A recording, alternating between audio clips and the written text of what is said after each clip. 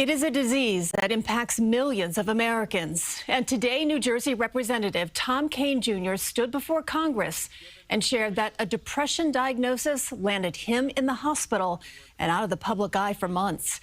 New Jersey reporter Sloan has the story. I was given the diagnosis of depression. Now, when people hear the word depression, many people think simply it means feeling sad.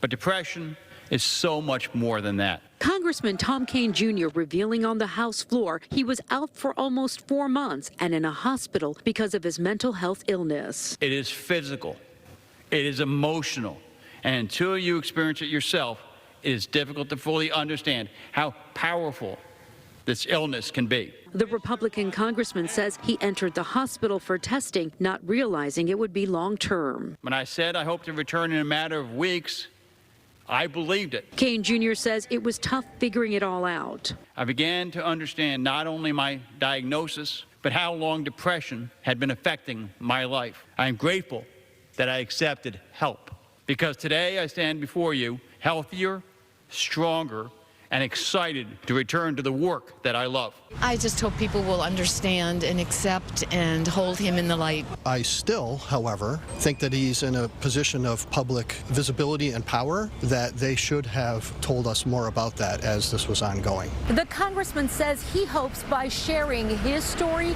he'll be able to help others dealing with what he's been going through. Many do so quietly. Many do so alone. And to them, I would say, asking for help is not a weakness. It is a strength. Kean Jr., who lives in Westfield, is running for re-election in November in what's considered a swing district. In Westfield, New Jersey, Sloan, CBS News, New York. More than 1 in 5 adults in the U.S. experience a mental illness every year, according to the Substance Abuse and Mental Health Services Administration. For kids 6 to 17, that number is more than 1 in 7. Doctors say depression is the leading cause of disability worldwide. We spoke with a psychiatrist at Columbia who says people should treat it like a physical illness. You have hypertension, you treat the hypertension. This is exactly the same thing. It's just some kind of illness that has affected their brain, which is partly genetic in cause and partly what we call epigenetic childhood experiences or exposures that have molded the brain in some way. They may come on spontaneously or because you have a problem at work or in your personal life.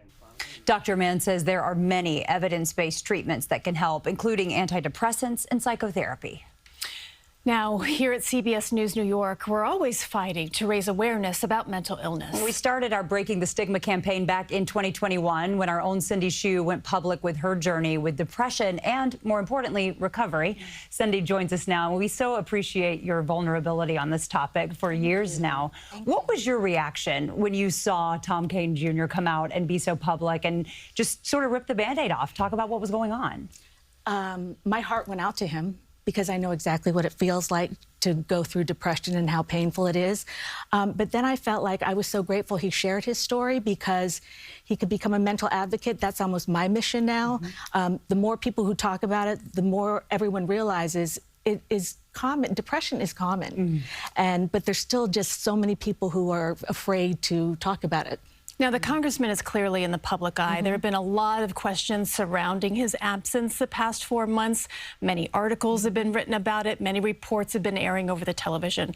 Talk about how privacy and also a personal timeline for the patient plays into treatment.